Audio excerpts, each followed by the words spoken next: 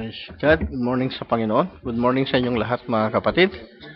Bago tayo dumako sa pagbabasa ng mga salita ng Panginoon, sabi niya, seek ye first the kingdom of God and His righteousness, and all these things shall be added unto you. Tayo manalangin muna. Praise God. Hallelujah, Lord God. Hallelujah. Dakilang Ama na tagapagpahayag ng lahat ng mga sikreto mo, na napakahirap unawain ang mga bagay na ito, na maraming nagbabasa sa iyong sa balumbon ng aklat na ito kung saan ikaw ay naparoon. Marami ang hindi nagkasundong tao. Nawa, O Diyos, malunasan ang mga problemang ito, at ang mga tao, ang lahat ng bumabasa ay magkaroon ng isang pusong nagpapakumbaba at marunong tumanggap ng tama, O Panginoong Diyos. Ibigay mo sa bawat may marubdob na hangarin na makaunawa ng katotohanan. Ibigay mo ang isang malambot na puso, O Panginoong Diyos. Higit sa lahat, sa iglesia mo dito, ang bawat isa sa amin, O Ama, ay lapatan mo ng basbas. Puspusin mo ng iyong Espiritu Santo. Ikaw ang magturo sa aming lahat, upang malaya ka na makapagpahayag ng iyong mga banal na salita. Salamat, O Diyos, sa aming pagpapatuloy, sa aming pagbabasa. Ikaw ang mag-ingat sa amin. Ingatan mo ang iyong maliit na lingkod, na ang bawat pangungusap ay nawa ay makaluwalhati sa iyo, O Panginoong Diyos. Ibigay mo ang sapat na kapahayagan, ang sapat na pagkain sa araw na ito, upang aming mapagbulay-bulayan, O Ama. I-bless mo po ang mga tainga na magsisipakinig, ang mga katawan. Nawa, O Diyos, kumilos ka na alisin mo ang mga dulot na pagkaantok ng Diablo, upang mahadlangan ang pakikinig ng mga banal mong salita. Bigyan mo kami ng stimulation, O Ama, upang lalo kaming maging masigasig sa pakikinig. Hindi lamang po dito, maging ang mga kapatid po namin na nasa malalayong lugar. Malayo sila, O Diyos, pero ang kanilang mga puso, ang kanilang mga espiritu ay laging nakahook up pagdating sa mga banal mong salita. Salamat sa pagtitiwala mo sa iyong mga lingkod dito, at sa pagtitiwala ng mga kapatid namin na malayo man sila, sinusubaybayan nila ang mga mensahe, ang mga aral, O Panginoong Diyos, na nagbibigay ng kalakasan upang ang bawat isa ay maging handa, magkaroon ng rapturing faith, O Panginoong Diyos. Salamat sa iyo, Ama, sa maraming dakilang bagay na ginawa mo sa amin, mula sa aming mga ninuno, O Ama, hanggang sa panahon na ito. Hindi ka tumigil sa paghahanap sa mga ibig tumanggap sa iyo, Panginoong Diyos. Salamat, O Diyos. Wala po kaming maibalik sa mga dakilang bagay na ito. Sa iyong dakilang pag-ibig sa amin, wala kaming maisukli, O Ama, kundi ang magsikap na maglingkod na may kalinisan na puso, at may mapagpakumbaba na loob, O Ama, at ang pinakamataas na karangalan, ito po ang aming maaring maibalik sa iyo, ang lahat ng pasasalamat, O Ama, sa iyong presensya sa aming mga buhay. Salamat, O Diyos. Ito po ang aming mga samo at dalangin sa iyo, sa pangalan ng aming Panginoong Jesus. Amen. Praise God. Buksan po natin ang ating mga Biblia sa Mark 12, verse 1 to 12, at saka sa Amos 3:7. Mark 1 to 12. Mark chapter 12, verse 1 to 12.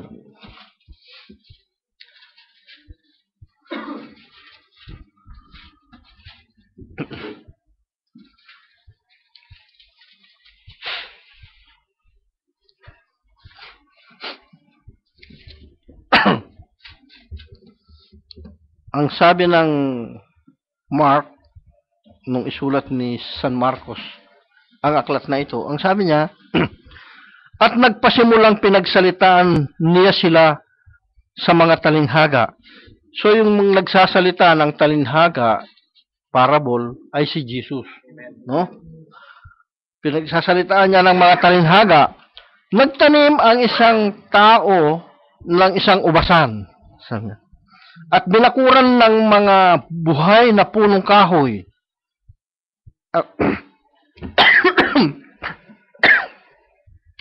At humukay doon ng isang pisaan ng ubas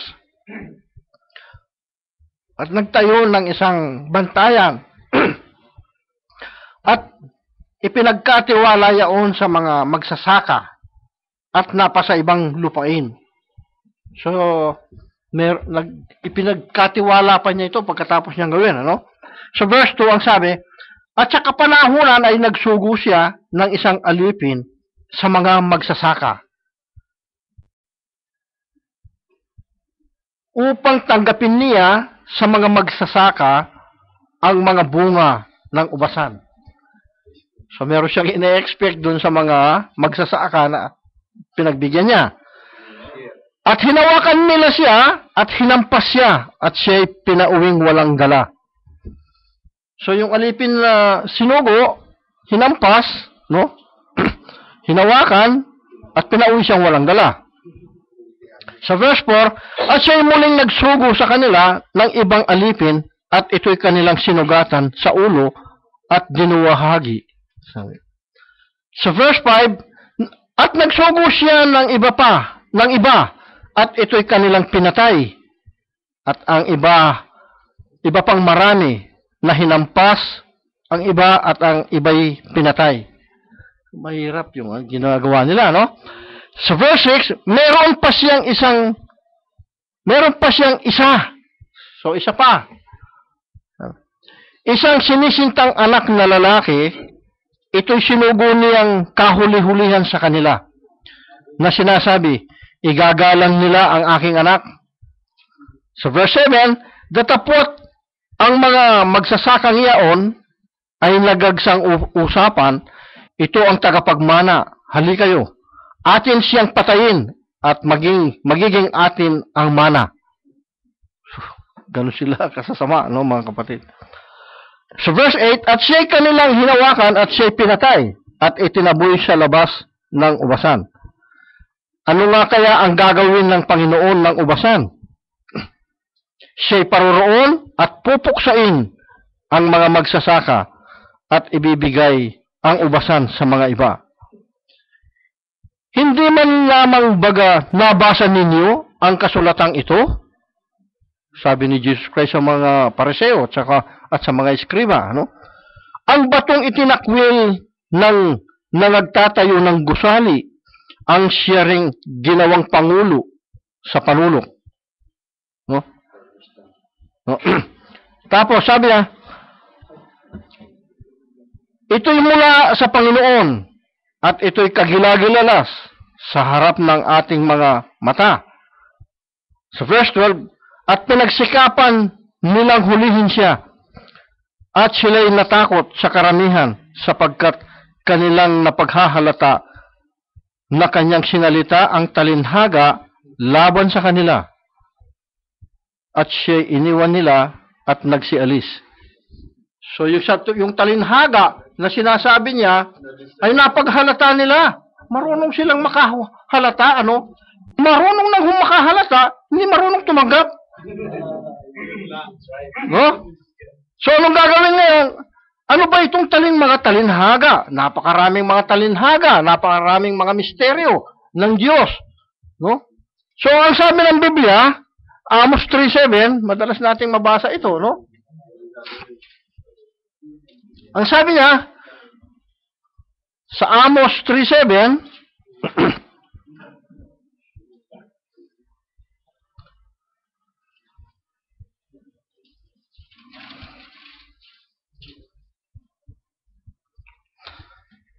sabi sa English, Amos 3:7, surely, talagang tiyak ito. Walang pagbabago. Surely, the Lord God will do nothing, but He revealeth His secrets. So, yung secret, yun ang i-reveal. Kanino? Unto His servants, the prophets. So, pagpalayan ng Diyos ang kanyang mga banal na salita. Pwede na tayong magsiyo po mga kapatid. So, ang pamagat nito, mga kapatid, hanggang sa panahon na ito, why God is using a prophet? Bakit gumagamit ng prophet ang Diyos? Ang sabi ng Amos, to reveal His secret. No? Marami naman pwedeng gamitin yung Diyos na bagay para maihayag yung sikreto ng Diyos. Pwede na siya na lang, mangusap na lang siya, katulad yung kay Adan at saka kay Eva doon sa Garden of Eden. Pwede na siya makipag-usap. Pero hindi. Marami siyang pamamaraan kung paano ang tao ay magkaroon siya ng malapit na ugnayan ng Diyos. So, praise God. Bago pala tayo magpatuloy, maraming salamat sa Diyos at muli nating nakasama sa gawain ang ating kapatid. Nagkita-kita tayo ng mukhaan. So, maraming mga kapatid natin ang ibig na dito sila mag-attend. Sabi nga, parang hindi normal yung nasa USA ka na, nasa Texas ka na, doon ka na lumaki, doon na siya nagtatrabaho na, nakapag-serve sa US Air Force. Pagkatapos, ang hahangarin pa niya, dito siya gustong makapagtrabaho, pagkatapos gustong maka-attend dito, gusto tayong makita. Parang hindi, samantalang tayo, marami sa atin, gusto makarating doon. Diba? Samantalang siya, nandoon gusto pumunta dito. Sabi nga, ang salita ng Diyos, nagmula ito sa East, no? Nagmula sa East, sa Jerusalem. Ang kaligtasan, nagmula sa Jerusalem. At nag-travel ito hanggang makarating ito ng West. No? Katulad ng civilization, sabi ng ating kapatid na mensahero. Ang civilization nagmula sa East, nag-travel ito hanggang nakarating ng West. No? Para rin itong sikat ng araw, sabi niya.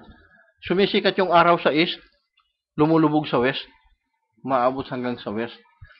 So ngayon, ang salita ng Diyos, nagmula sa East, pumunta ng West, ngayon nasa Middle East na. Ilang hakbang lang ang Jerusalem sa Qatar, mga kapatid. Pabalik na. No? Pabalik na ang salita kung saan nagmula. Kung sa bilog, kukunti na lang yung hindi naikot. Malapit na. Pagka nakaabot ito sa bilang ng hentil, babalik na sa kanila. Mararapture na tayo.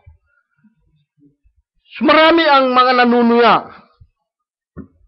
Kahapon lang, naibalita ng ating kapatid sa internet mismo, taga-ibang bansa, na marami yung mga paninira pagdating sa, kapag ka merong mga ipinapahayag ang Diyos na meron siyang ginagamit na propeta.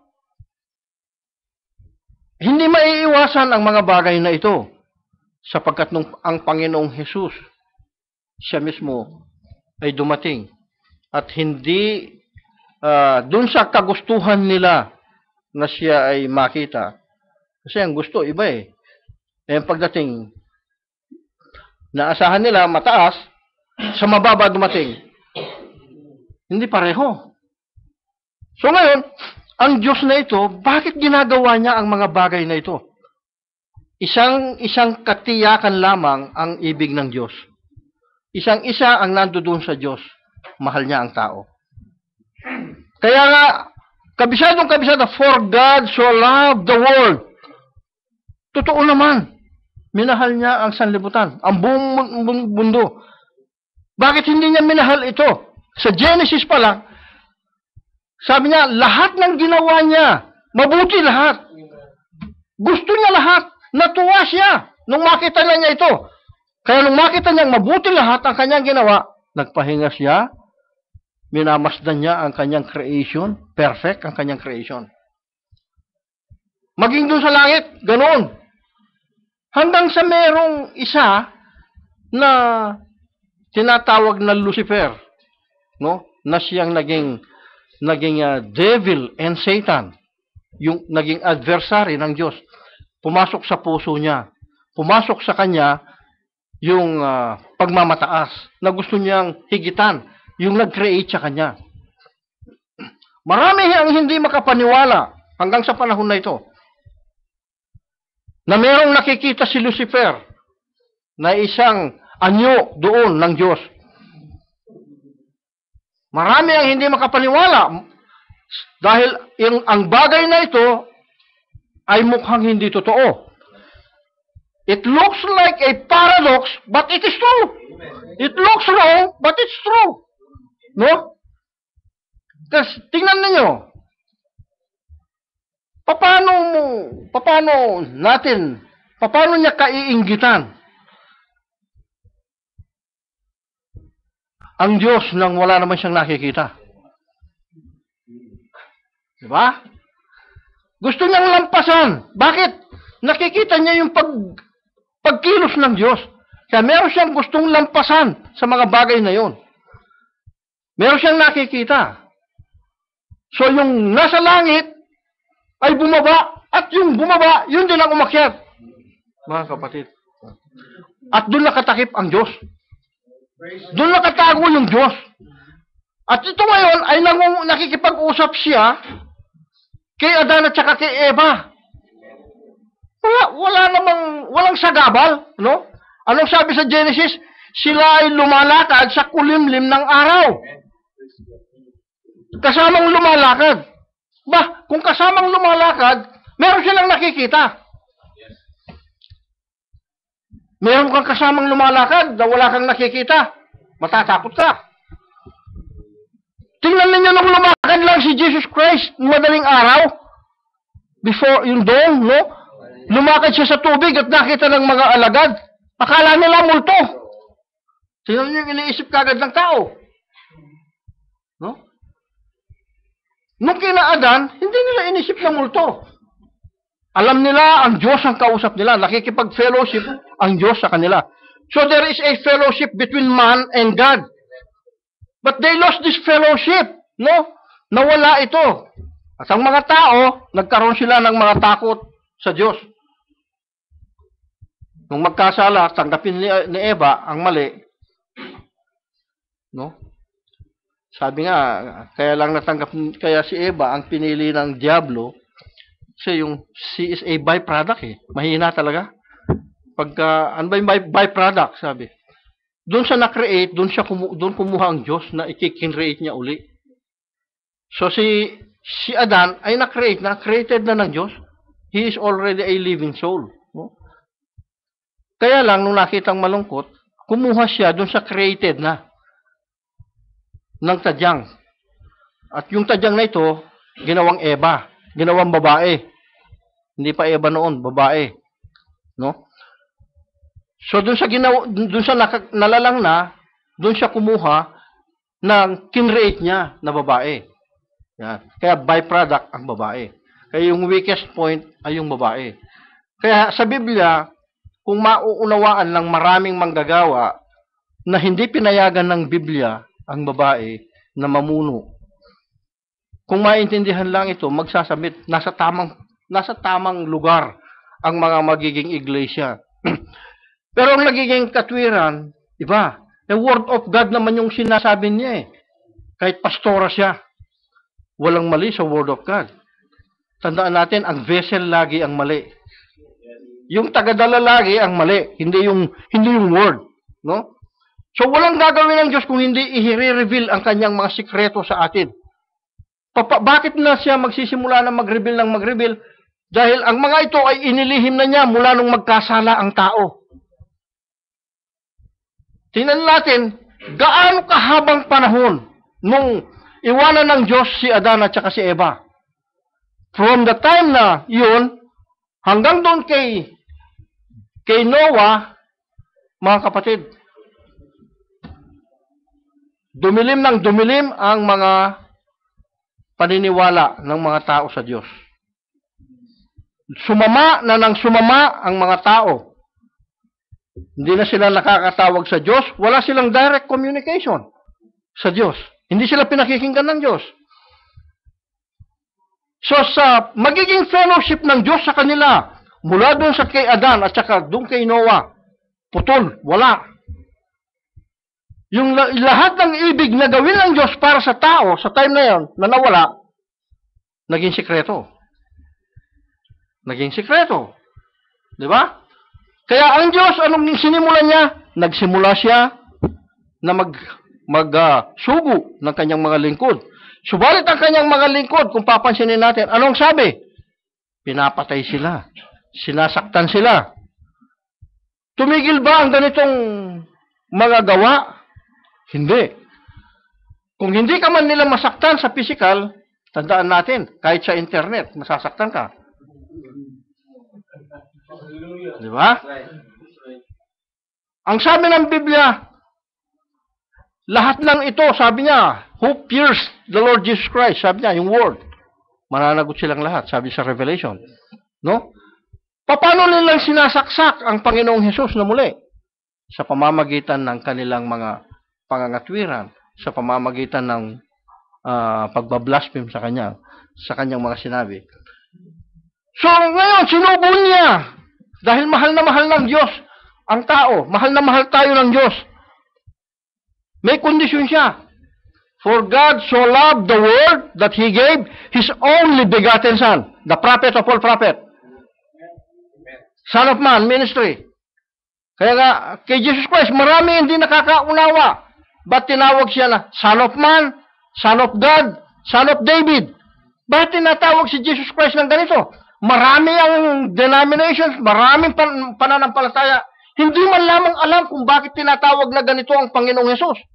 Hindi man lamang may turo kung bakit ganito. Bakit hindi kaya may turo? Hindi alam. They are ignorant. No? Ang ignorance na ito ng tao ang magpapahamak sa kanya.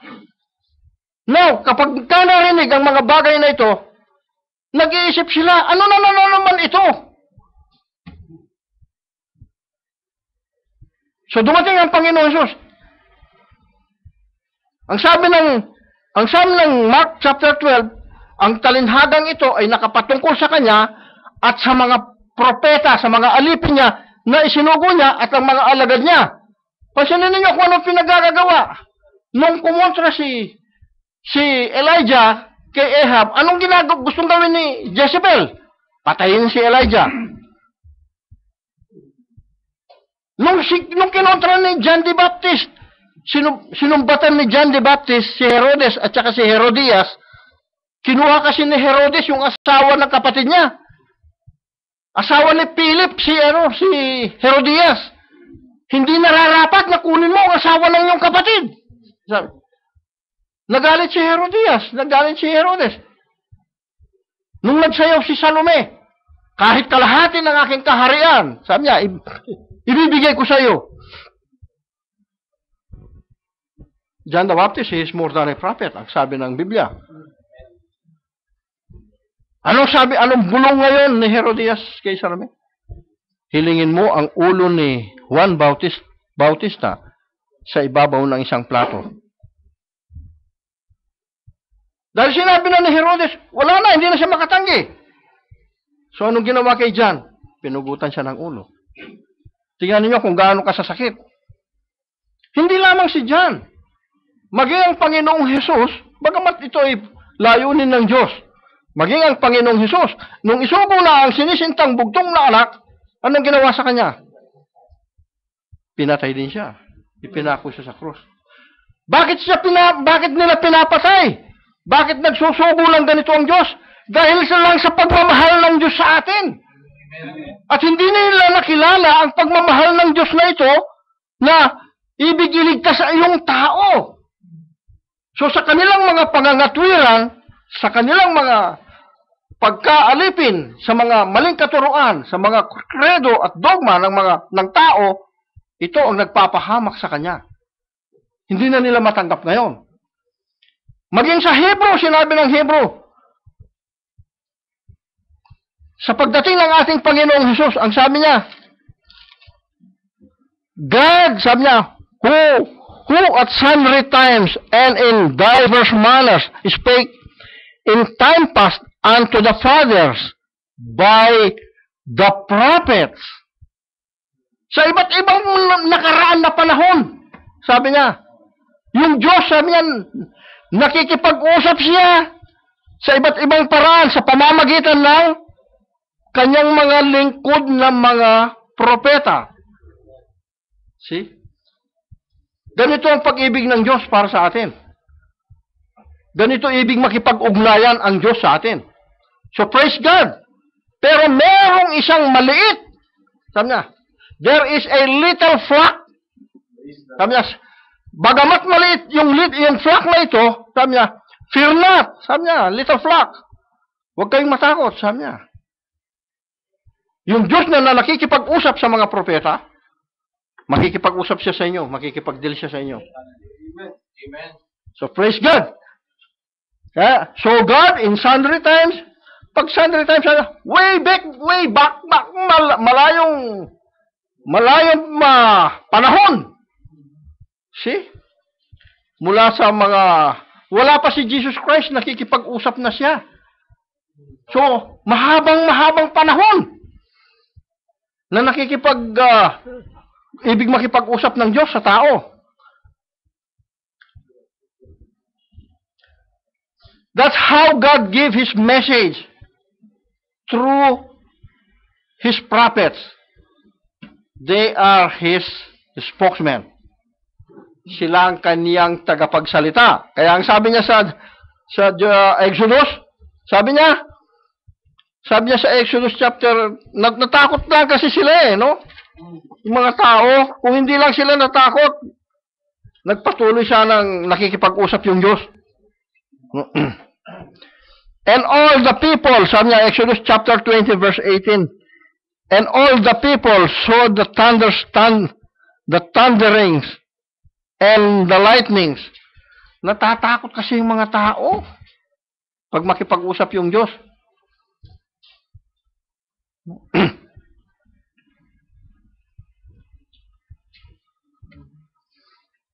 Sabi niya, sa verse 18, at nakikita ng buong bayan ang mga kulog, at ang mga kidlat, at ang tunog ng pakakak, at ang bundok na umuusok, at nang makita ng bayan, ay nanginig sila, at tumayo sa malayo. So, takot. No? Makipag-usap yung Diyos. Kung kakausapin tayo ng Panginoon, dapat hindi tayo matakot no? At sinabi nila kay Moses, magsalita ka sa amin at aming didinggin. Aba, gaano kaya katotoo itong sinasabi nilang ito na magsalita ka sa amin at aming didinggin? Samantalang ang dami kumontra kay Moses. Di ba? Magsalita ka sa amin, sabi niya, at aming didinggin. Datapot, huwag magsalita ang Diyos sa amin. Baka kami ay mamatay. Matindi yung takot. No? Pag nakikipag-usap yung Diyos sa kanila, takot sila, baka sila mamatay. Ganun ang pagkatakot nila. At sinabi ni Moses sa bayan, huwag kayong matakot, sapagkat ang Diyos ay naparito upang subukin kayo, at upang ang takot sa Kanya ay sumainyo upang huwag kayong magkasala. At ang bayan ay tumayo sa malayo, at si Moses ay lumapit sa salimot at kadiliman na kinaroroonan ng Diyos. So, nagpunta doon, no? Nakikipag-usap ngayon ang Diyos. Kailang natakot sila. So, anong gagawin ng Diyos? Ang sabi ng Diyos,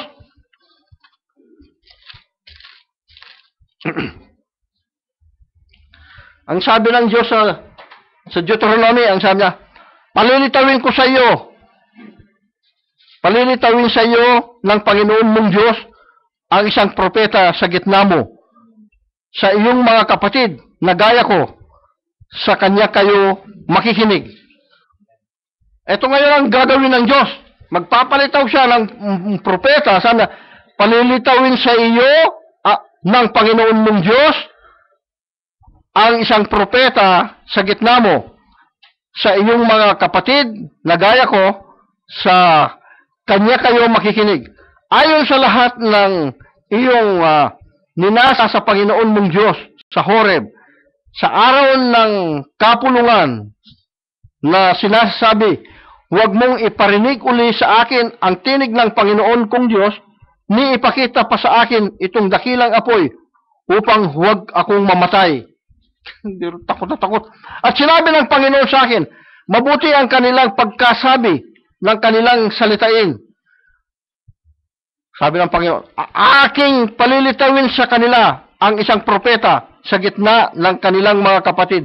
Nagaya mo, sabi ng Diyos, nagaya ni Moises, at aking ilalagay ang aking mga salita sa bibig niya at kanyang sasalitain sa kanila ang lahat ng aking iuutos sa kanya. At mangyayari na sino mang hindi makikinig sa aking mga salita na kanyang sasalitain sa aking pangalan ay aking sisiyasatin yaon sa kanya. So ganito nagalit ang Diyos. No? Sinubo niya ngayon ang kanyang bugtong na anak. Ang sinasabi ng Deuteronomy chapter 18 na ito, verse 15 hanggang 19. Sinubo yung bugtong na anak. Hanggang ngayon, hindi mapaniwalaan yung kanyang bugtong na anak. Nung nakita nila ang bugtong na anak na ito ay ipinanganak ng isang birhen na nilimliman ng Espiritu Santo, no? At nakita, meron siyang katawang tao. Sa pagiging tao niya, as son of man, as prophet, di na siya matanggap bilang anak ng Diyos.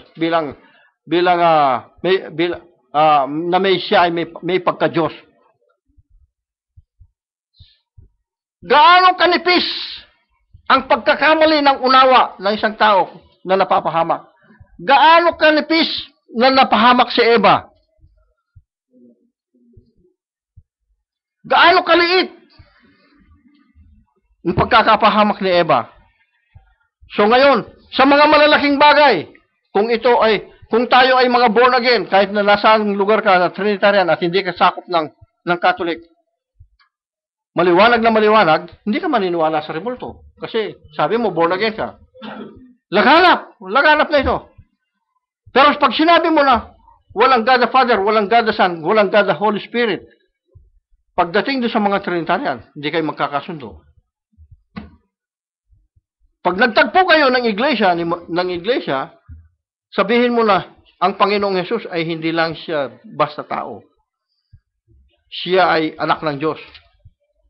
Siya ay bahagi ng Diyos. Siya ay Word God made flesh. Hindi kayo magkakasundo. Bakit kaya ganito ang nangyayari? No? Sino? Ang sabi nga nung kay Micah, no? At saka nung 400 na prophet, nung pulungin sila ni Ahab, na kung mananalo sila sa Israel kasama si Jehoshaphat, ang sabi ng 400 ng 400, lulusob sila ay mananalo. Subalit nung magtanong si Jehoshaphat na isang spiritual, wala na bang iba pang propeta bukod sa 400 na ito? Tandaan natin, mga edukadong tao, ang mga propetang yun, pinapag-aral sila. At pinagtitiwalaan sila ng hari na si Ahab. Nagtitiwala siya. Kaya lang, mag-merge sila ng force nila para manalo sila sa Syria. Lulusobin nila yung Syria. Pero ang tanong ngayon ni Jehoshaphat, wala na bang iba? Sa 400 na nakikita, naghahanap pa ng iba. Anong sagot ni Ahab? Ang sabi niya, meron pang isa. Sabi niya, meron pang isa. Kaya lang, galit na galit ako doon, sabi niya. Lagi na lang kontra sa sa gusto ko. Ipatawag siya. So, ipinatawag si Micah, si Prophet Micah. Anong sabi ngayon? Nang sinalubong siya ng 400. Oh, Micah, kung ano yung sinabi namin, yung sabihin mo, ha? Anong sagot ni Prophet Micah? Kung anong sinabi ng Diyos sa akin, yun ang sasabihin ko.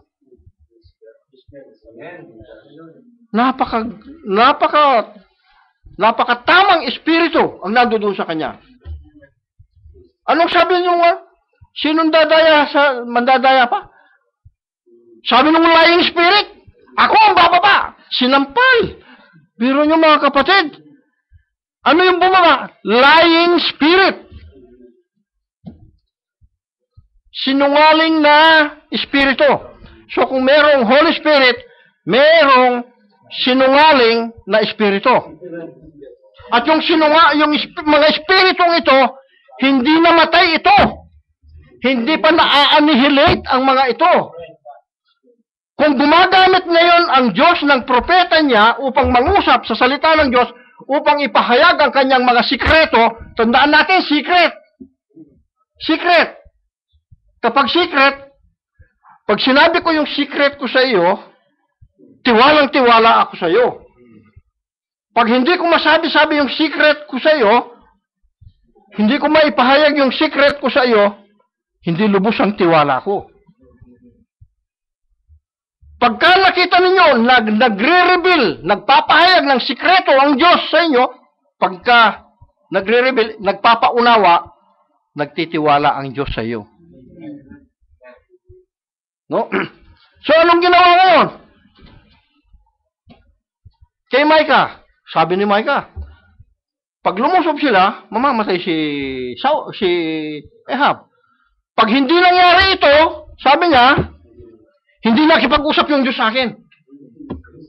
Tingnan niyo, gano'n ka-confident ang prophet, no?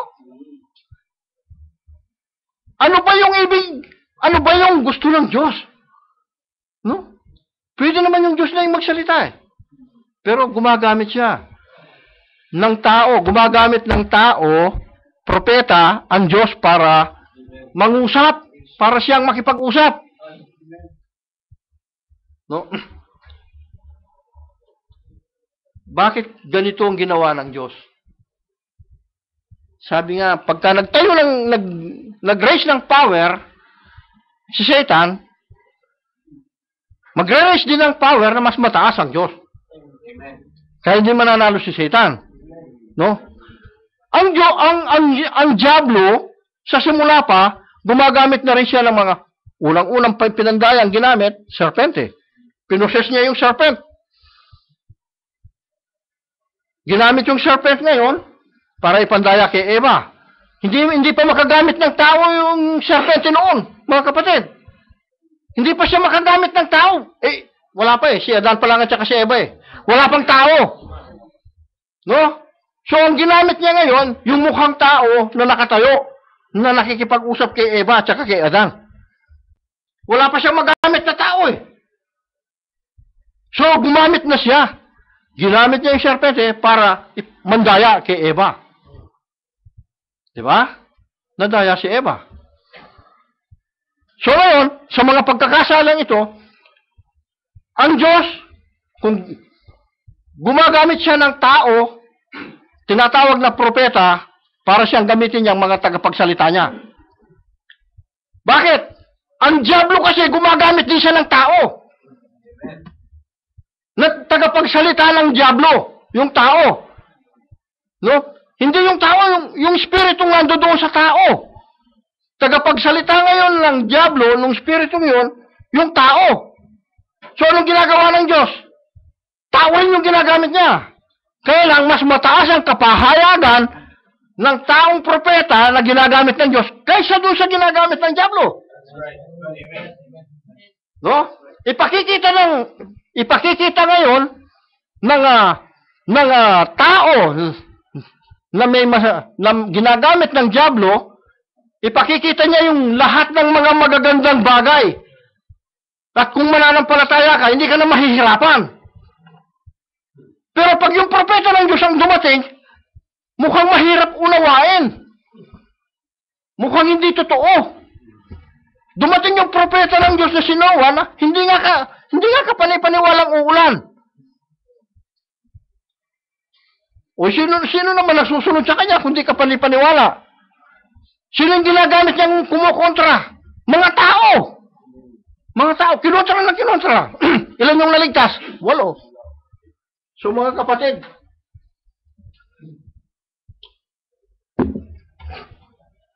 kung mapapansin natin yung paggamit ng Diyos ng propeta, why God is using a prophet? Sabi niya, to reveal His secret.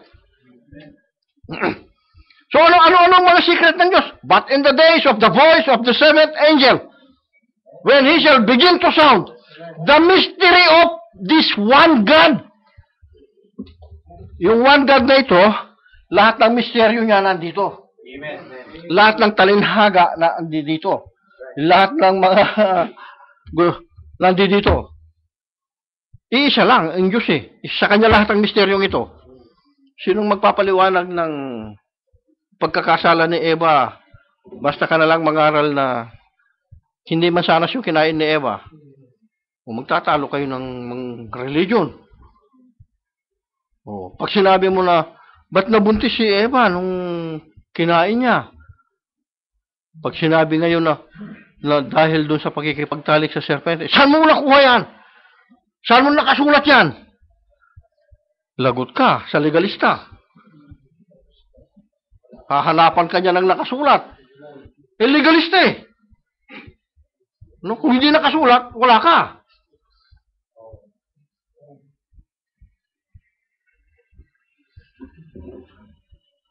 Hindi natin maiiwasan ang mga ganitong bagay.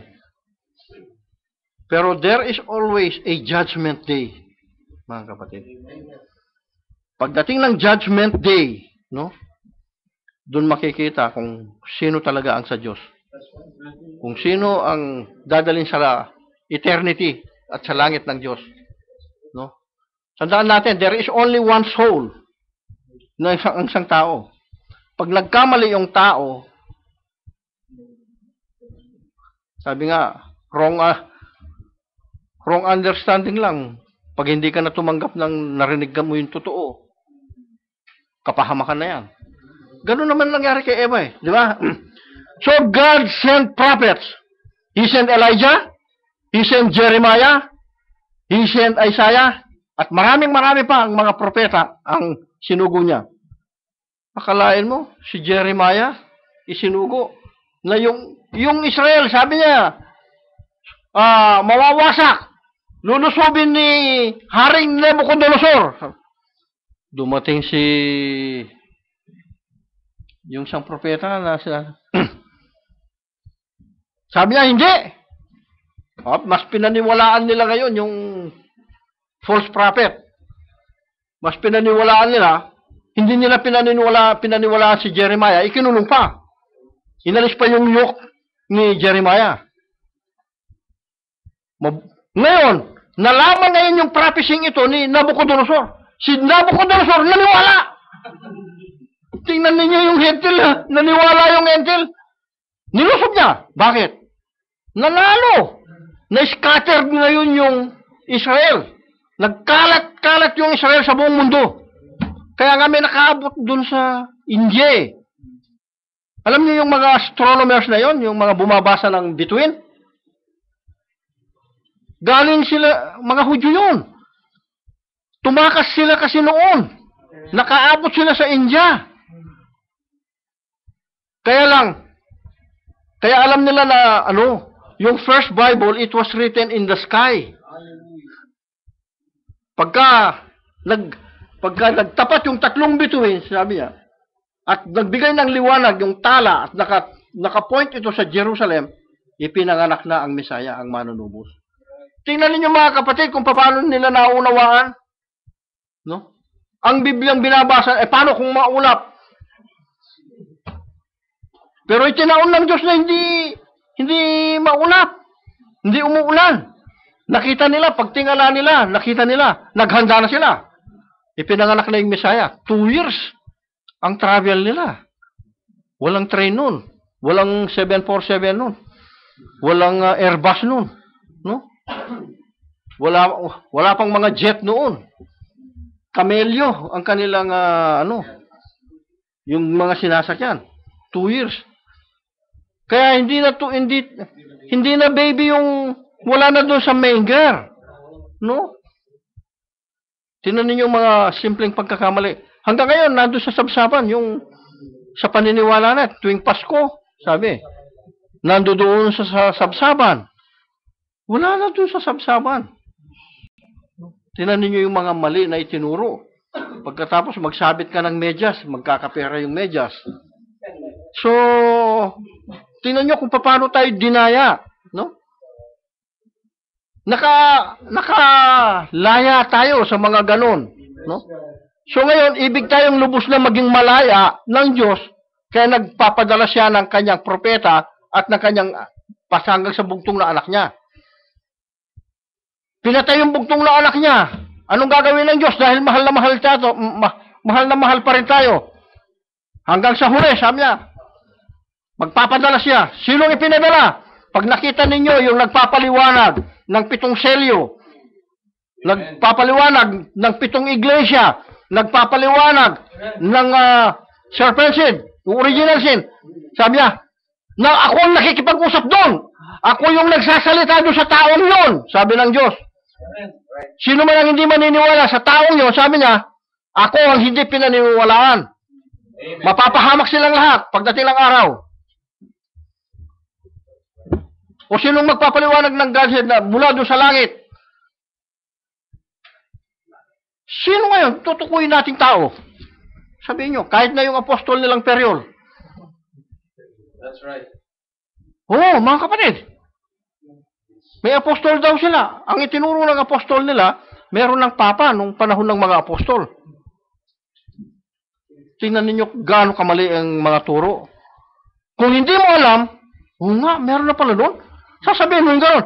Kung alam mo, brad, tinuturuan mo na kami ng mali ah. Wala pang pope doon. Nagsimula yung mga pope. 325 years nang wala si Jesus Christ dito sa lupa.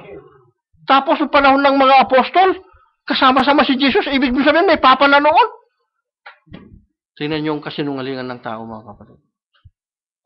Tapos ipagmamalaki na talagang tinrain po kaming makipagdebate. Naku po, Diyos ko. Brad, hindi kami nakikipagdebate. Hindi po ba kayo humaharap sa debate? Hindi kami, bawal kasi yan, brad. Hindi tayo humaharap doon sa gano'n, no?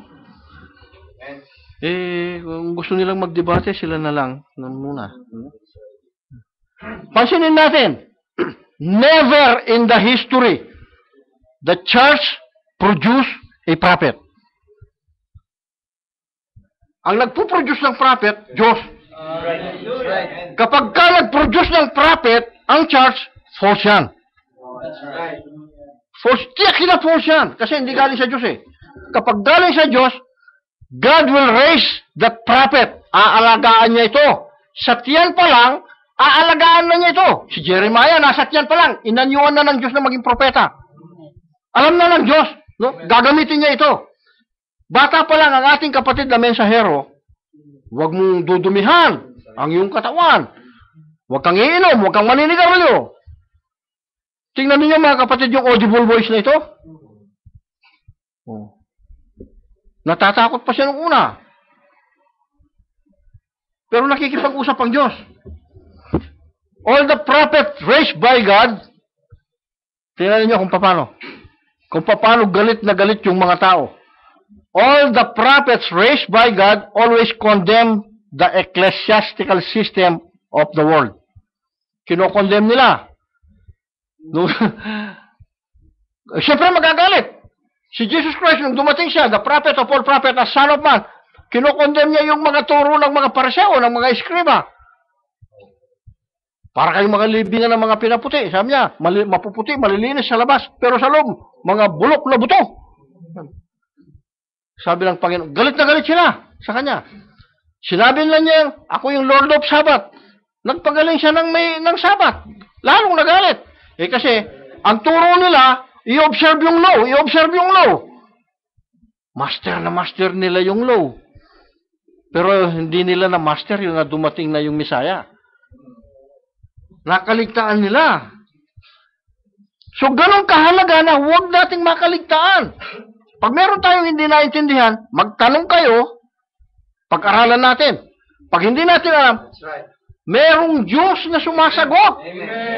No? Merong Diyos na sumasagot. Ano pa yung pangako na? Anong halaga pa ng pangako ng Diyos? Call unto me, and I will answer thee. Sabi niya, sasagot siya eh. And I will answer thee, and I will show you great and mighty things that you do not know. Ito yung pangako ng Diyos sa atin. Para mag-manifest yung pangako ito, makita natin na tinutupad ng Diyos yung pangako niya sa atin.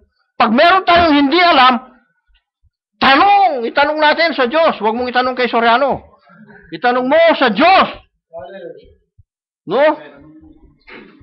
Sasabihin ni Soriano sa'yo, basa. Basa, wala nang understanding. Basa lang ng basa. No? So, ganun mga kapatid. And all the prophets of God, ganun yung ginagawa. No? Kaya yung mga, ito ay naging organized religion. Yung mga organized religions na ito, organized denominations, hindi kasama sa program ng Diyos ito. Hindi kasama sa plano ng Diyos. Ang mga ito ay sa kabila ang plano. Ang may plano nito, yung kalaban ng Diyos. So yung Diyos may plano siya. Anong gagawin ng kalaban? May plano rin siya kung paano kukontrahin yung plano ng Diyos. Ganito lagi. There is always a clash. There is always a conflict sa mga ganito. Pag sinabi mong isa ang Diyos, sasabihin sa tatlo. There is a clash. Di ba? Pag sinabi mong Panginoong Yesus, hindi lang siya basta tao, siya ay Word God. Salita. Diyos na salita na nagkatawang tao. Ibig sabihin, bahagi siya ng eternal God the Father. Pag sinabi siya na, tao lang siya. There is a clash. There is a conflict. One must be wrong. And one is correct. Amen. No? So, ganun lagi mga kapatid. Laging meron. The Bible teaches they are all organized and cannot produce a prophet of God. Bakit? Hindi maaaring kumilos sa hybrid ang Diyos. Kaya nga, kahit na maliit yung butil ng mustasa, pinakamaliit sa lahat ng seed, doon niya tayo itinitipo na kung kayo ay may pananampalataya, sabi niya, nakasinlaki ng butil ng mustasa. Sabi niya, sabihin mo sa bundok na ito na lumipat, ito ay lilipat. Bakit yung butil ng mustasa ang kanyang pinili? Hindi mo kasi pwedeng i-hybrid ito. Mananatili itong puro. Pag hinahybrid mo ito, mamamatay na. Hindi na magpo-produce ito ng seed. Hindi na magbubunga ito, hindi na tutubo. Kaya hindi pwedeng ma-hybrid. Kaya doon niya tayo gusto na magkaroon ng pananampalataya. Unhybrid. No? Walang halo ng doktrina ng tao. Walang halong kredo ng tao. Walang halong turo ng tao. Kundi turo lahat ng Diyos. Mga kapatid. So, mga secret na ito ay napakararami.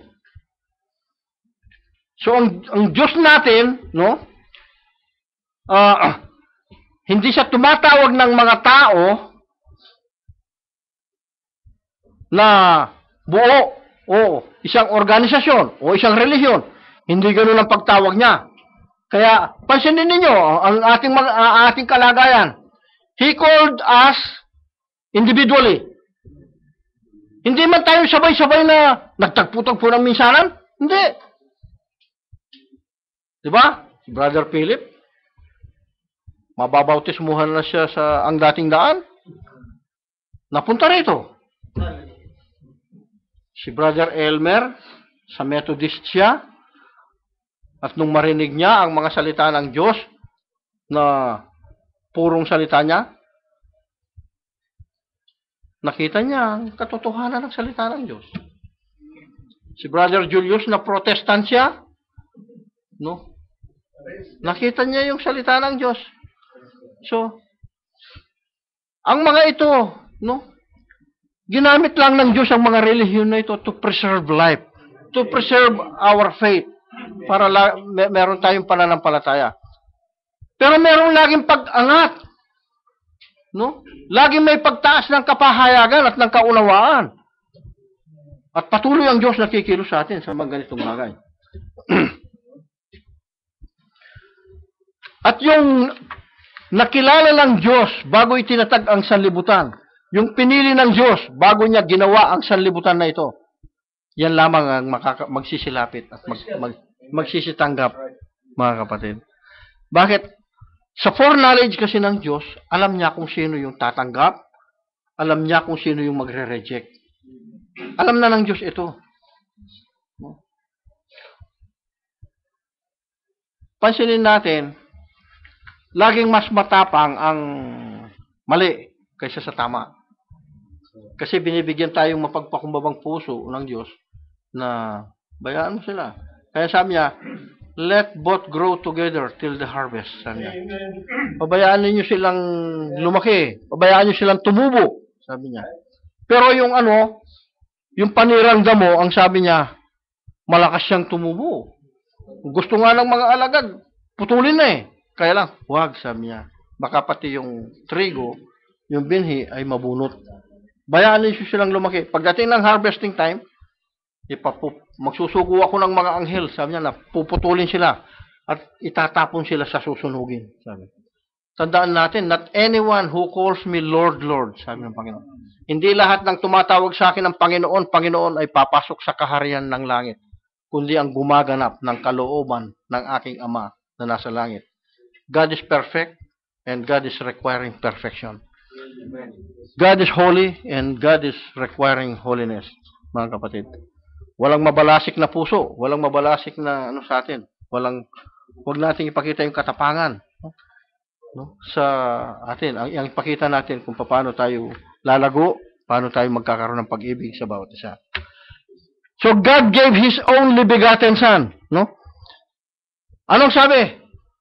For whosoever believeth in Him. So may kondisyon.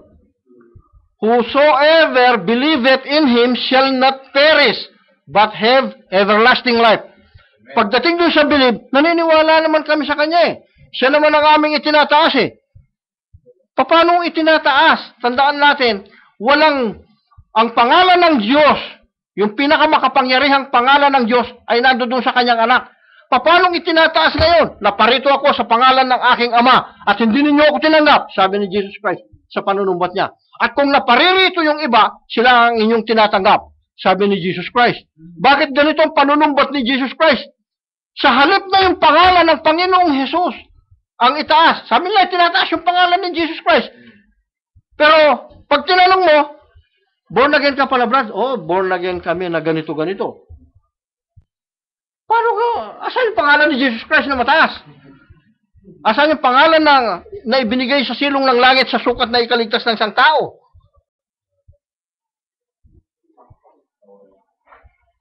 Tinatakpan ng pangalan ng kanilang relihiyon. No? At whenever you are under a religion or a organization, tandaan natin, it will cause division.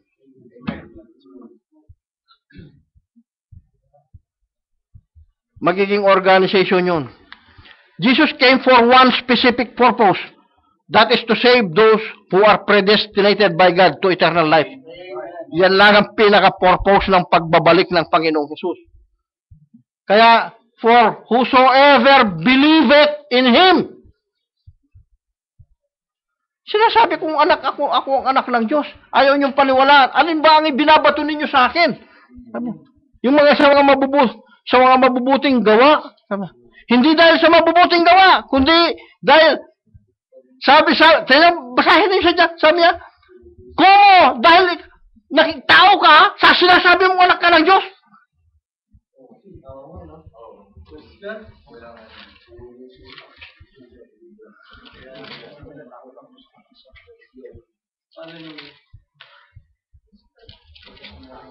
Nakikita kasi siya na tao siya, pagkatapos, sinasabi mo kasing anak ka ng Diyos. Amen. Hallelujah. Mga kapatid,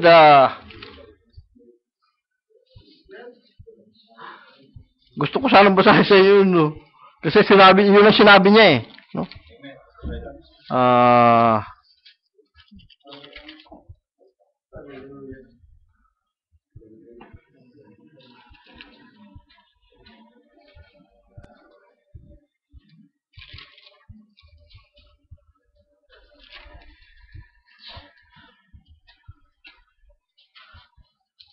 Ito.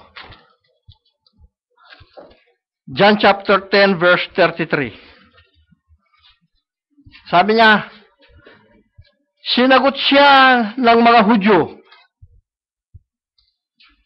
hindi dahil sa mabuting gawa ay binabato ka namin. Sabi ng mga Hudyo, kundi sa pamumusom.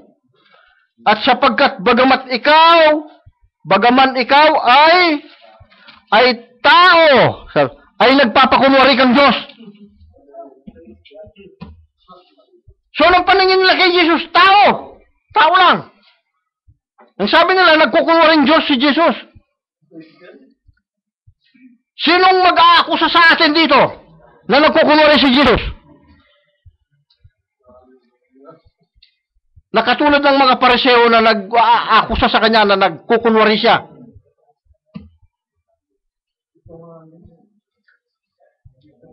Sinong mag-aakusa ngayon sa atin kung tunay tayong mananampalataya? Wala. Walang mag-aakusa isa man sa atin na si Jesus Christ ay nagkukunwari. Yes.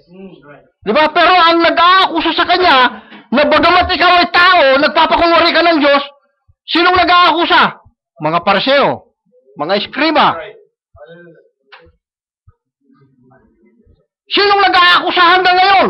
Kay Jesus Christ ang ganito. Mga espiritu ng eskriba, mga pariseo. That's the spirit. What's always the spirit behind the man? Yes. Amen. Right. Hindi lahat ng mababait na tao ay may espiritu ng Diyos. That's right. That's true. Hallelujah. That's why God is sending us a prophet. He sent His only begotten Son. Mga kapatid, para hindi tayo madaya. The Lord Jesus Christ, He gave all this fair warning to us para maligtas tayo. Sabi, bakit merong predestination? Alam kasi ng Diyos sa foreknowledge niya kung sino yung tatanggap at hindi. Kaya nga, nung nagsalita siya, nasa tiyan pa lamang si Esau at saka si Jacob, sabi niya, I love Jacob, sabi niya, and I hate Esau. Bah, nasa tiyan pa lang sila, hindi pa naman pinapanganak. Galit na yung Diyos kay Esau at mahal na niya si Jacob. Bakit? Alam kasi ng Diyos. Right. Amen. Alam ng Diyos na sa isang plato lang ng pagkain, ipagpapalit ni Esau yung birthright niya. But actually, mayroong kaunawaan si Jacob about that birthright, kung gaano ka-importante yung birthright na ito. Amen. Amen. Ang birthright na ito, dun ibibigay yung blessing. Amen. Oh, praise the Lord, mga kapatid. At nung tanggihan ng Israel, ang birthright nila, napunta sa atin ang birthright. Amen. So, ang sabi niya, yung panganay, maglilingkod sa bunso. Amen. Panganay yung Israel sa atin. Amen. So, yung panganay na ito, maglilingkod sila sa atin hanggang sa eternity. God. Praise God. Amen. Hallelujah. Tingnan niyo yung pangako ng Diyos sa atin, mga kapatid. Hindi tao yung nangako nito, Diyos ang nangako. No? So, kapag Diyos ang nangako, hindi katulad ng tao. Mamaya lang, nakalimutan na ng tao yung pangako niya. Pero pag ang Diyos, hindi magbabago ito, mga kapatid. At kung sinabi niyang mahal niya tayo, na tayong sumusunod sa mga salita niya, mahal niya tayo, hindi nagbago yung pagmamahal ng Diyos na ito sa atin. Mahal tayo ng Diyos. Now, God, in sundry times and diverse manners, He spoke in time past unto the fathers, the prophet. Ano ba yung, what would be a prophet? Would we have a prophet this day? Magkakaroon ba tayo ng propeta sa huling araw na ito? Amen. So, glory to God. Kung makita natin ang bagay na ito, you are truly a son of Abraham. You are truly in Christ. No, makikita natin ang mga bagay na ito. Sa papaanong paraan? Sabi niya, makikita natin kung paano naghahayag. Kapag nagsalita ang sino mang tao sa buong mundo, mga kapatid, tumanda ako ng hanggang 63 years old. Mula 1990s, nakakarinig na ako ng mga message. 1992, 91, nakakarinig ako. Pero hindi lang ganito kalago yung ipinahayag ng Diyos. No? Wala akong narinig na sino mang tao. Marami akong pinakikinggan, mga kapatid, sa mga... Kahit iglesia nga, nakikinig ako sa TV. Kahit nasa dating daan. Nakikinig. Kahit sa 700 clubs, nakikinig ako. Kahit yung oras ng katotohanan, ay si Sister Baby yung kay, yung kay Ed Lapis. Ako, ballpen na ngayon yun, hindi na lapis siguro No? Palagi yan, araw-araw, mga kapatid. Walang nagpaliwanag. Walang nangusap na tao. No? Narinig ko si Kibuloy, matagal kaming nakikinig kay Kibuloy. Matagal kami nakikinig kay Almeida. Matagal kaming nakikinig kay de Villanueva. Marami. Mga kapatid, walang ibang tao na nagsalita sa mga bagay na ito. Na nagpaliwanag ng mga selyo, ng mga iglesia, ng original sin. Wala kahit isa. Humanap kayo sa buong mundo. Kahit na magsikap silang magpaliwanag, kahit na anong sabihin pa ni Kibuloy na yung serpent seed, hindi niya makuha ang tamang-tamang paliwanag. Pinakikinggan ko siya. Kahit sa Pilipinas, pinakikinggan ko siya. Hindi niya makuha yung tamang paliwanag. Mali-mali. Tingnan niyo yung nag-preach yung isang Trinitarian. Yung white horse na yan, sa first hill, yan daw yung horse na sinasakyan ni Jesus. Conqueror ng conqueror ito. Bluffer, wala man siyang arrow. Meron siyang bow. Wala namang arrow at saka bow si Jesus. Ano yung sa kanya? Sword. Amen. Sword. Tingnan niyo kung gaano kamali ang mga tao. No? Pero yung mga ignoranting tao, yung mga miyembro, no? Kaparehong ignorante. Amen sila, amen. Okay, tama. Okay, tama naman. Mali yung nagtuturo. Mali yung itinuro. Amen. Mali yung tinuro Mali silang lahat So, nandun sila sa amen nila. So, ganun mga kapatid, ang nangyayari sa buong mundo. Try every spirit. Napaka-importante nito sa ating lahat. Try every spirit. For there are many false prophets gone out of the world. Sabi niya. Kung maaari nga, i-deceive pa ang mga ito ang mga pinili. I-elect di ba? So, pero hindi mangyayari yun, mga kapatid. Napaka-importante why God is using a prophet up to this end of time. Mga kapatid. Anong gagawin? To reveal the secret, the mystery of God. Pagka nakikita ninyo yung mga secret ng Diyos na ihayag, to believe that there is a theophany, there is a body, word body made by God in heaven, it is so secret. Very, very secret. Hindi ka panipaniwala. It looks wrong, but it's right. But it's true. It's true. Basahin nyo kung naintindihan lang talaga ang Colossus na ito. Kung paano nagsasalita sa Colossus 1:15-16, 14:15-16 ng chapter 1, mga kapatid, maiintindihan natin, no? Kung bakit ganito yung pagsasalita. Sinong magpapaliwanag ng mga ito? It's the prophet. No? It's not me. Anong kakayahan ko? Sino ako? No? Kaya sabi niya, na siya ang larawan ng Diyos na di nakikita, ang panganay ng lahat ng mga nilalang. Kailan ba nagsimulang maglalang ang Diyos? Kailan ba nagsimulang maglalang dito sa lupa? Sa langit pa lang naglalang na siya, nag-create na siya sa langit. Panganay ng lahat ng nilalang. So kung panganay, walang nauna sa kanya. That's right. Mga kapatid. Amen. Hallelujah.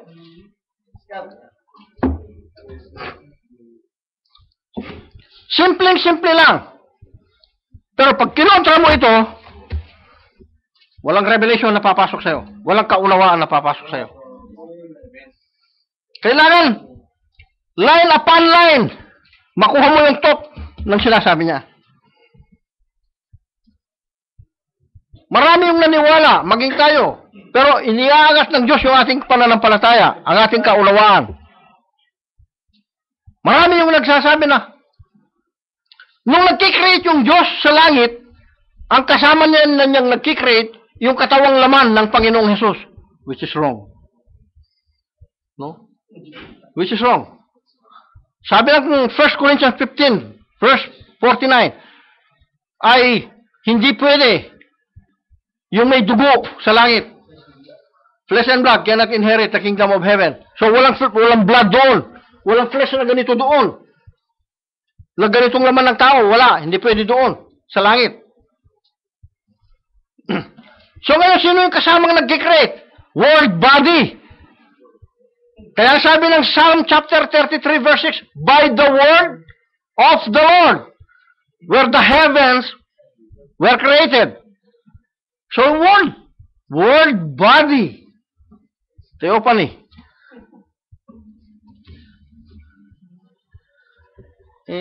Kaya lang di makapaniwala sa theophany. Wala kang theophany. Paano ka naman maniniwala may theophany?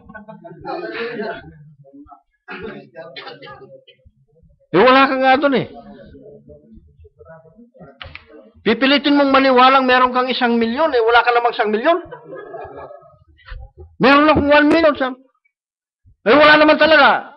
Pinipilit mo yung sarili mo na maniwala ka na meron kang 1 milyon. Wala ka namang 1 milyon. Parang ganun din. Wala ka namang theophany. Pipilitin mong maniwala kang may theophany ka? Wala. Mga kapatid, no? That's right.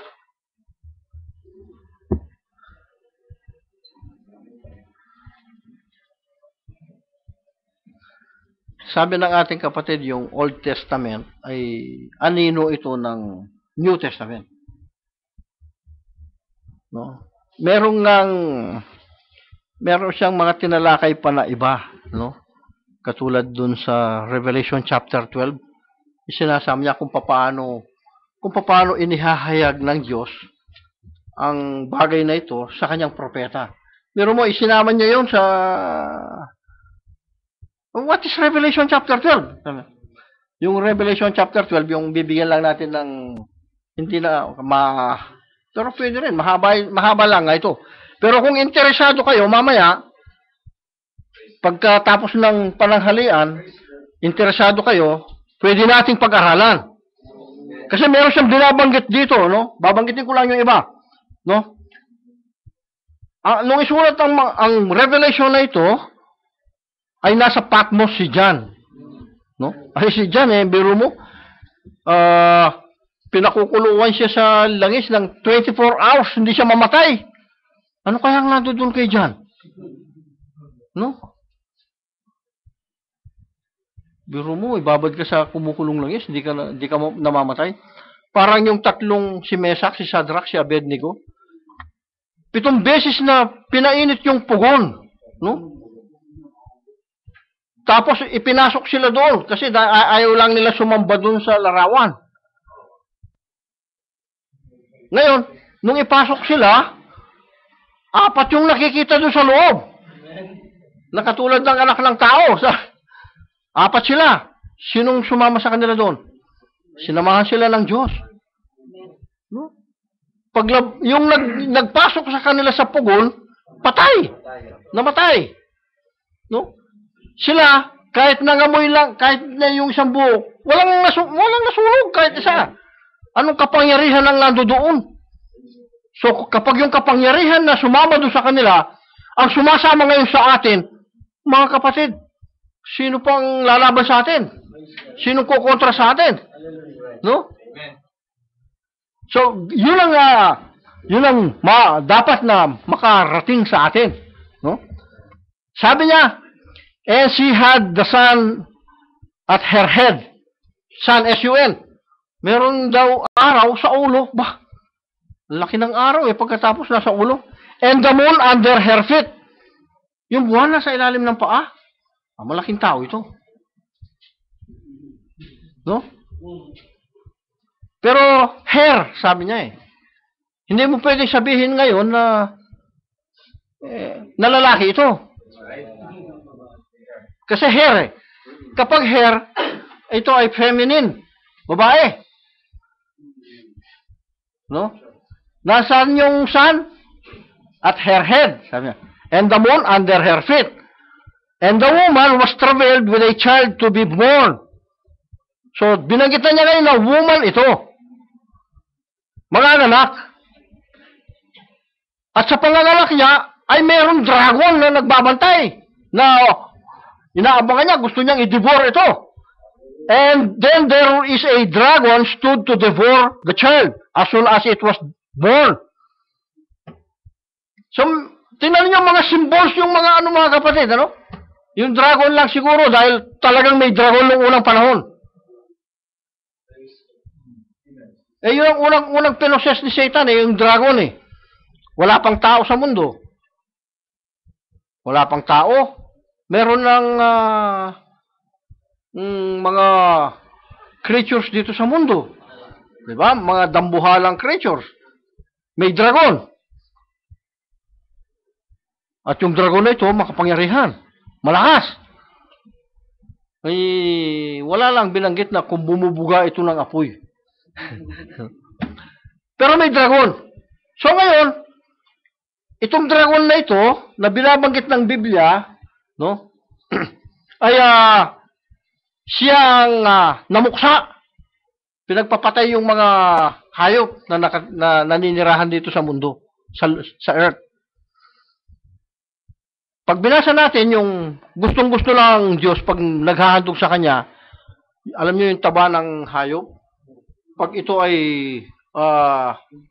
pumapailang lang, alam mo may pang-amoy ang Diyos. Amen. Hallelujah. Gustong-gustong naamoy ng Diyos. Kaya lang nung namatay ang mga hayop na ito, no? Bumaho itong lupa. So anong ginawa ng Diyos? Binalutan niya ito ng tubig. Ano yung tubig? Yelo. At inalis yung liwanag. Kaya pag binasa mo yung Genesis chapter 1, verse 1, at saka verse 2, ang layo ng panahon na... Amen. No? Sino kaya ang magpapahayag ngayon ng mga ito? It is also a secret. And I don't know also this. No? Hindi ko rin may tuturo kung sa akin lang. So it came from somebody. It came from God, and He revealed it to His prophet, and then the prophet told us. Amen. That's right.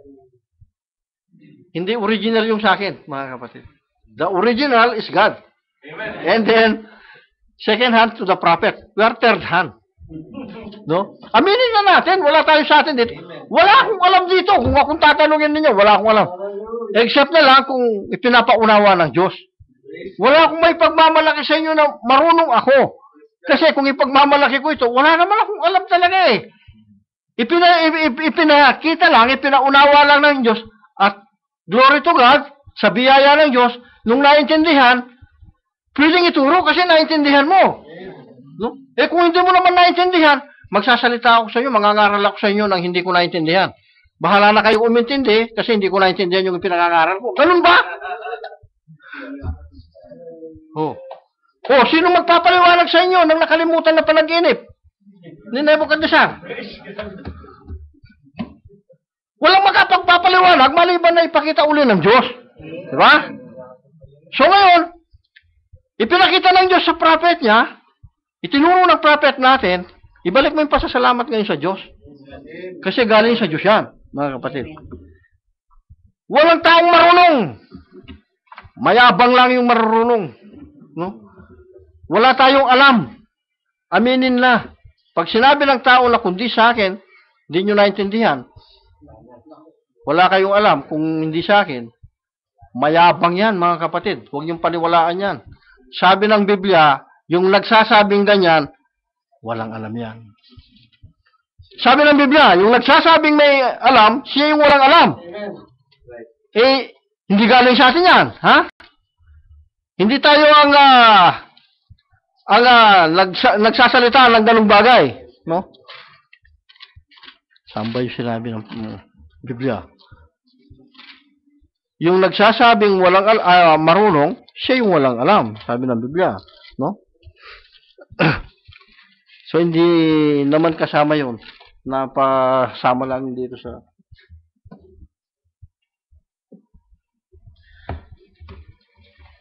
So the child was caught up into heaven, and the woman fled into the wilderness, where she was nourished for a times and a half time. It is a dividing of time. Now the woman represents the church, and the child that was brought forth was Jesus Christ. Masarap pag-aralan nito mga kapatid. The moon under her feet was the law, and the sun at her head was grace. There are 12 stars in her crown was the 12 apostles. The 12 apostles was the glory or the crowning of the New Testament. For no other foundation can be laid than that which is already laid. The moon is a shadow of the sun. Sabi niya. It just reflects the light when it's behind the earth. Oh.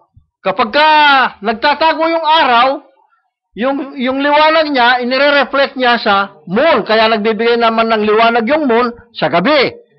And the moon gives light at night. See how beautiful it is? The sun represents Jesus Christ. Yung S-U-N represent Jesus Christ. The moon represents the church. They are like husband and wife. And in the absence of the S-U-N, Christ, Jesus Christ, the moon reflects the minor light, the gospel. So yung moon, the church, tayo ngayon, no, yung liwanag ng Panginoong Jesus, liwanag ng salita, ay inire-reflect natin. Because we are type of the moon. Saan nire-reflect? Sa anong oras? Sa gabi. At night. Amen. Sa dilim ng katuruan ngayon sa mundo, meron ka pang inire-reflect, meron ka pang liwanag na makikita ng tao. Ngayon, kung ang mga turo natin ay mga madidilim, no? Anong nire-reflect mo? Tandaan natin, yung hindi matanggap lang ng Panginoong Hesus na pag-aakusa sa Kanya, bagamat ikaw ay tao, nagpapakunwari ka ng Diyos. Mga Pariseo, mga nagsasalita nun.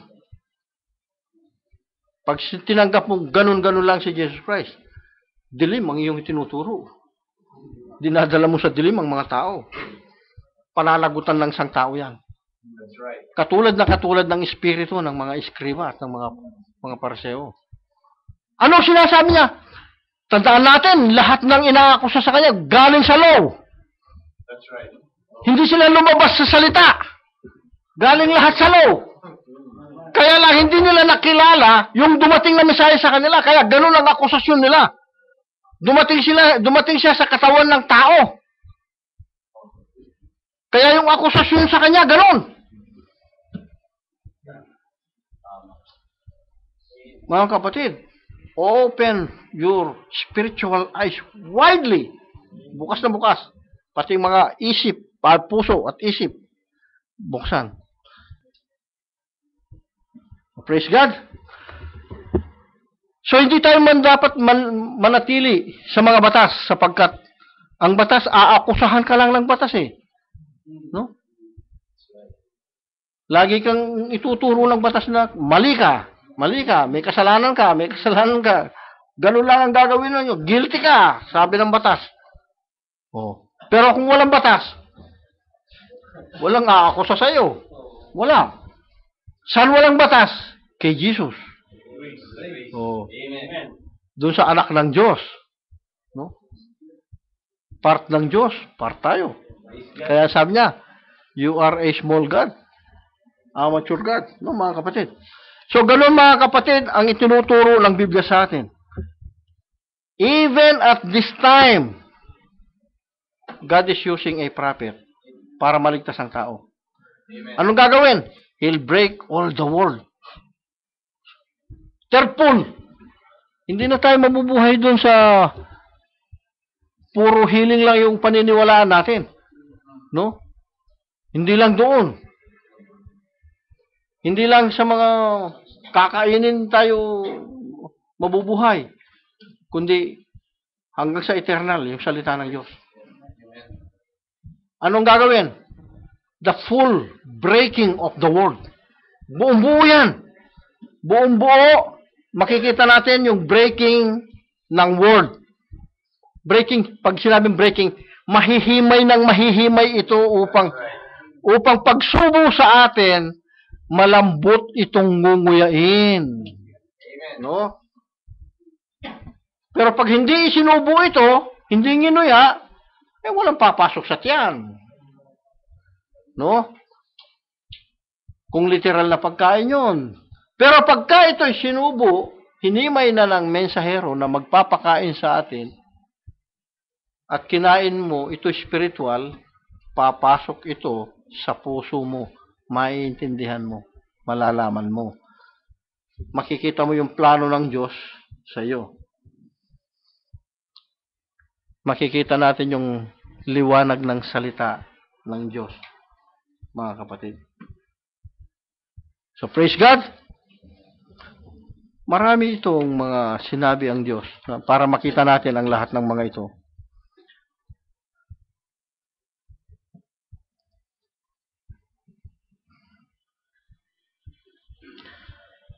Kaya sabi ng Panginoon, He that heareth my voice and believeth on him that sent me hath everlasting life, and shall never come into condemnation, but is passed from death unto life.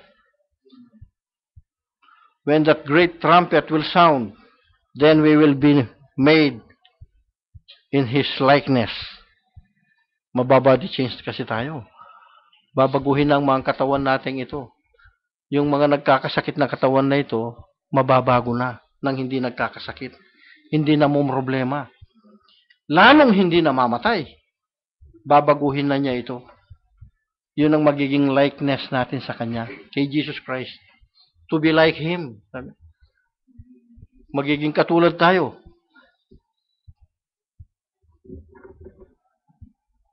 Anong mangyayari sa atin? We will be young forever. Old age has passed away.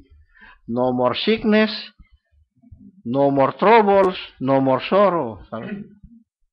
Wala na lahat ito. Salamat sa nangakong Diyos na ito para sa atin.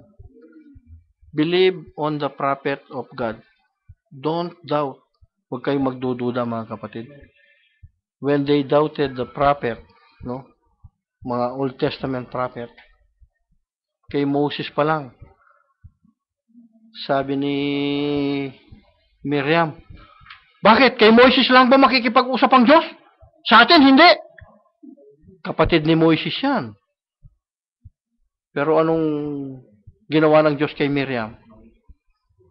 No? Hindi natuwa yung Diyos kay... Kung natuwa yung Diyos kay Miriam, wala sanang ketong. No? Nagalit yung Diyos kay Miriam. Kapatid na ni Moises yan, ha? So, ang pangungusap ng Diyos, hindi siya mangungusap ng individual sa atin. Mangungusap siya sa kanyang lingkod na propeta. At sino man ang maniniwala doon sa lingkod niya na propeta, yung Diyos ang pinaniwalaan mo. Hindi yung propeta, hindi yung tao. Ang Diyos nandoon sa propeta. Kapag pinaniwalaan mo yung propeta, naniniwala ka doon sa Diyos na nagsugo sa kanya. So praise God. Hindi na natin hanggang doon lang, mga kapatid. So yung Diyos, ang dakilang Diyos na ito, hanggang sa oras na ito, nangungusap sa atin. Kaya isinugo niya ang kanyang bugtong na anak. Isinugo yung kanyang espiritu para sa atin. Para ma-adapt natin ang kanyang espiritu. No? So, praise God. Brother Julius ang magko-closing prayer. Magsitayo muna tayo. Magpasalamat tayo sa Diyos.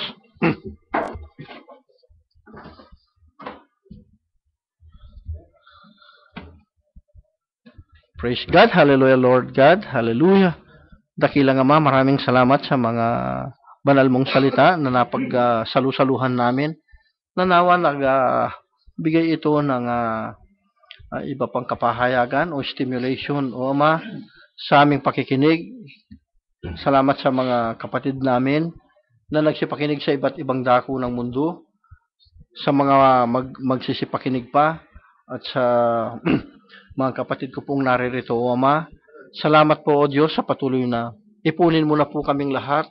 Loobin mo nawa, O Diyos, na kung maganap ang pag-agaw, meron ka pang pinili dito sa Doha, at kung ang mga mahal namin sa buhay, kung kalooban mo, O Ama, wala pong imposible sa iyo, O Panginoong Diyos.